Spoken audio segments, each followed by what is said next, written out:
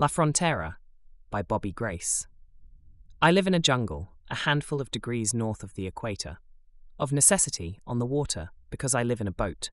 She's a big boat, grand, beautiful, and big-bottomed like the pin-up babes you used to see posing in bikinis on the calendars at the mechanic's shop. The right curves in the right places. She's got a few years on her, but she's still proud and seaworthy. Most days, so am I. When I'm not, she reminds me to get my shit together and stop being a pussy. Take it from me, there ain't no place on the frontier for half-wits, accountants, or pussies. My buddy, Pittsburgh Susie, says it like this: it's okay to have a pussy. It ain't okay to be one. Like me, she's old, a bit worn, and she leaks a little. The boat, that is, not Pittsburgh Susie. But with enough love and patience, we mostly seem to work pretty well together, and so far, she's been a forgiving lass.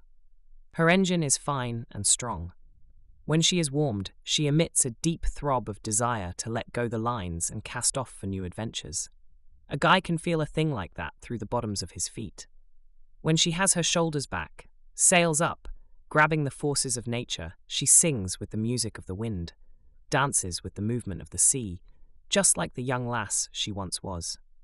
We hang on to each other and chase the sun over the horizon, faster than either of us ought to at our age, spitting at the devil and shouting hoo-yah into the wind, the perfect boat for an aging bachelor. It is often said this jungle river swallows gringos.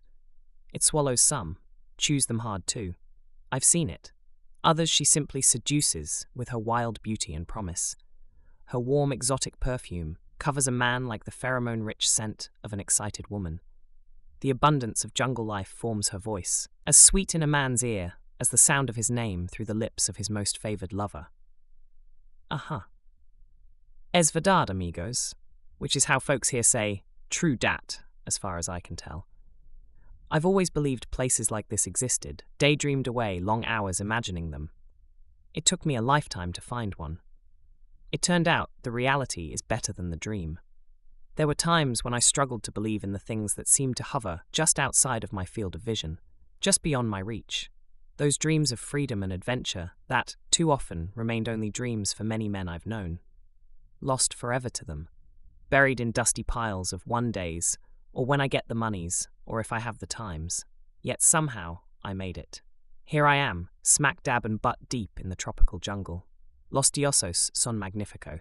The gods are great. Take my word for it. If I'm not the luckiest son of a bitch you know, I'm damn sure in the top 3. Right now, I'm house-sitting for a couple of gringo friends.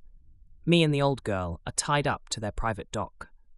I get to live in the Grande Casa, park my sailboat for free, use all the amenities. I'm talking flush toilets, refrigerator, freezer, a room with air conditioning, hot showers. The whole 9 yards of first-world pleasure is available here at my friend's casa. I still sleep in the boat. I still bathe in the river like the locals, but the flush toilet in the bathroom sure is better than the bucket on my boat. Even the barbarian Hittites enjoyed the pleasures of Babylon for a time after its conquest. In the end, though, they moved on, as will I. I live 1 laguna over from my friend's house in a small river village, an aldea, among the Kekchi. The Kekchi, pronounced Ketchi, are one of the still surviving indigenous tribes of Mayans. Spanish is the common language up and down the river, though it's the native language for few. That sort of puts everybody on equal footing language-wise. It's a second language for everybody. 10 miles or so further down the river, several miles of it between majestic limestone cliffs and towering jungle vegetation, is Labuga, where the river meets the Caribbean Sea. There are no roads to either place. Those 10 miles of river and mountain separate the Kekchi from the Garifuna, about 16 kilometers.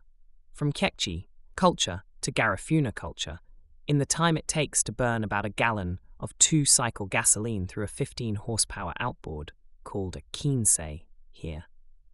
The Garifuna are a different people altogether, with, you guessed it, a completely different native language. Upriver, about 15 or so miles, depending on what line the weather forces you to take across the lake, there is another town that can only be accessed from here by water. The locals in that town speak a mix of Chekchi and Spanish. It's a big stopover for cruisers and backpackers. That puts a lot more English and other European languages on the street. It is not uncommon for a conversation or a bit of news to pass through 3 or 4 different languages anywhere along the river. Czechci, the native language in my aldea, is a percussive language. At times it sounds to me as if mi vecinos, my neighbours, are spitting thumbtacks at each other. A lot of ka, ch and te sounds explode around subtle vowel variations and syllabic inflections. A guy has to listen closely. It takes a while to tune the ear, like maybe a lifetime.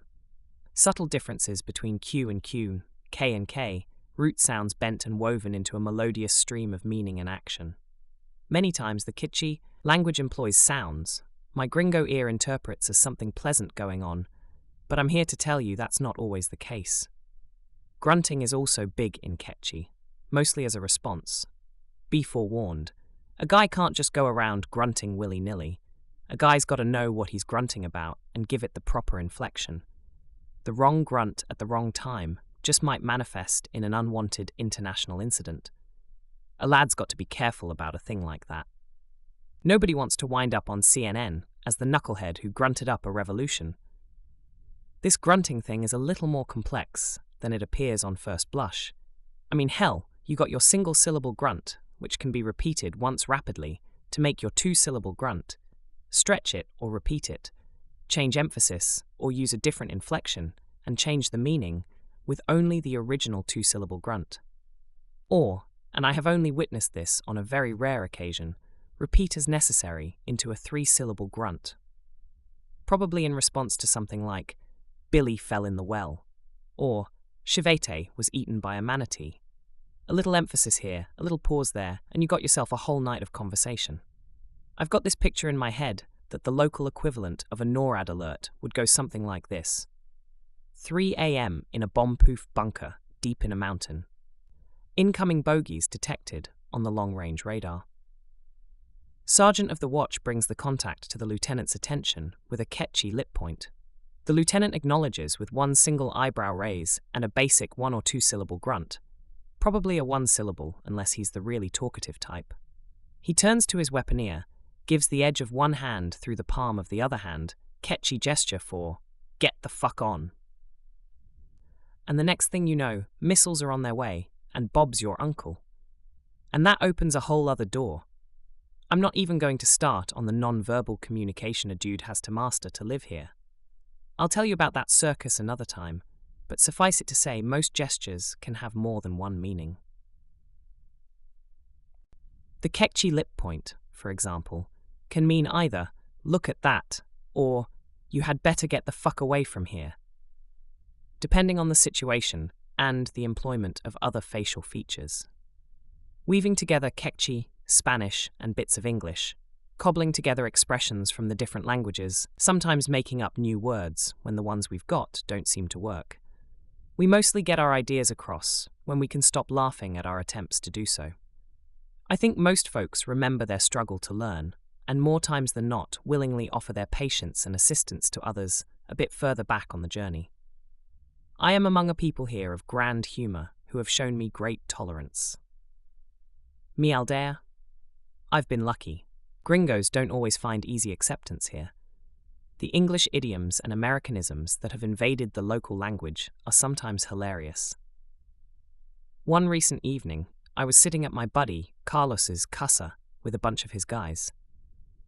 As is often the case, I was the only gringo, but we were a bunch of guys together, talking about the things a bunch of guys together talk about. Ain't that hard to follow in any language, and between the 6 or 8 of us, we were managing. I'm happy to say I wasn't even the worst Spanish speaker there.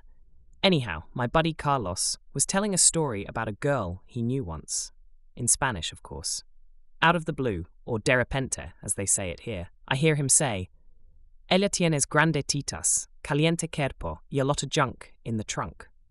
A lot of junk in the trunk is not a thing a guy expects to hear in a conversation with the Quechua in the middle of the jungle. I don't care whose jungle you're in. That phrase was the only English I recall being spoken that night. But wait, it got better. Everybody understood what he was talking about and weighed in on the desirability of a lass with a lot of junk in the trunk, or as one lad put it, mucho trunk junk. I laughed so hard my sides hurt. The humour train goes both ways here. The folks seem to enjoy watching and laughing as I bumble along at my advanced age, working hard to acquire the skills that they take for granted from a lifetime of use. I laugh right along with them. A sense of humor goes a long way in intercultural relations, if you ask me. Maybe somebody'll bring that up at the UN one day. What the hell? I figure we are all background players in the stories of others. I'm just trying to do my part to add color. I think most times I'm invited to village events simply for the entertainment value of seeing what the gringo knucklehead will do next. No problema. No problem. Works for me. I never minded earning my way. I live here. Este mi aldea. I say that with great joy and more than a little pride.